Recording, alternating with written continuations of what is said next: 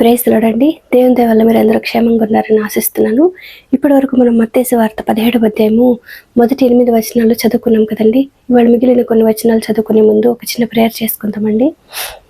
మహాపరిశుద్ధుడైన యేసయ్య నీకే వందనాలు తండ్రి. నాయన ఇంతవరకు మమ్మల్ని సజీవ లెక్కలో పెట్టేసయ్యా నాన్న నీ గురించి మాట్లాడుకునే అవకాశం ఇచ్చినందుకు నీకే వందనాలు తండ్రి. నాయన యేసు ఇప్పుడు మీ గురించి మాట్లాడుకోబోతుండగా ఎక్కడ ఏ తప్పు మాట్లాడకుండా ఏ స్నామంలో నా నోటికి మీ అగ్ని కంచె కావాలండును కాక ఆమేన్.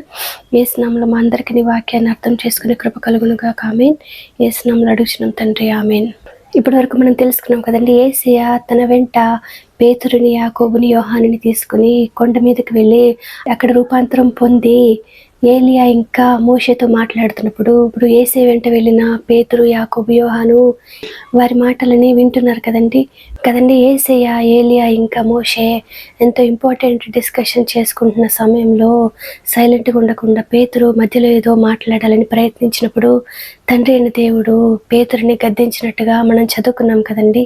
దీనిని బట్టి మనకు అర్థమవుతుంది కదండి, ఎవరైనా ఏదైనా ఇంపార్టెంట్ డిస్కషన్లో ఉన్నప్పుడు మనకి ఏమి తెలియనప్పుడు మనం సైలెంట్గా ఉండి వినాలి కదండి. మనం మీద చెప్పాలి అని అత్యుత్సాహం ప్రదర్శిస్తే మనకి కూడా ఈ విధంగానే జరుగుతుంది కదండి. తర్వాత ఏం జరిగిందో మనం చూద్దామండి. మత్తయి సువార్త 17వ అధ్యాయము 9వ వచనము. వారు కొండ దిగి వచ్చుచుండగా మనుష్య కుమారుడు మృతులలో నుండి లేచి వరకు ఈ దర్శనము మీరు ఎవరితోనూ చెప్పకుడి అని యేసు వారికి ఆజ్ఞాపించెను. అప్పుడు ఆయన శిష్యులు, ఇలాగైతే ఏలియా ముందుగా రావలెనని శాస్త్రులు ఎందుకు చెప్పుచున్నారని ఆయనను అడిగిరి. అందుకు ఆయన, ఏలియా వచ్చి సమస్తమును చక్కపెట్టును అను మాట నిజమే. అయినను ఏలియా ఇదివరకే వచ్చెను.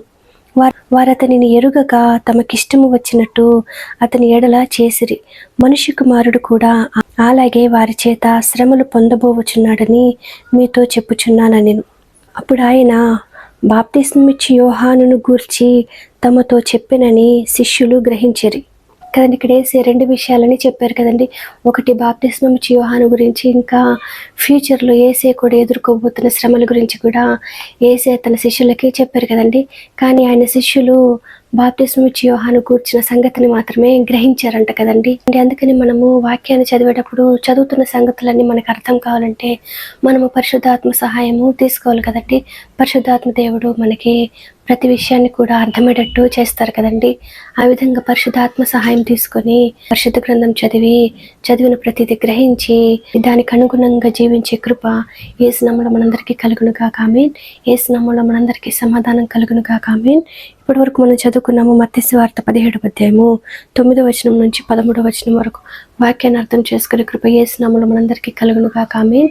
యేసు నామములో మనందరికీ సమాధానం కలుగును గాక ఆమేన్. Praise the lord.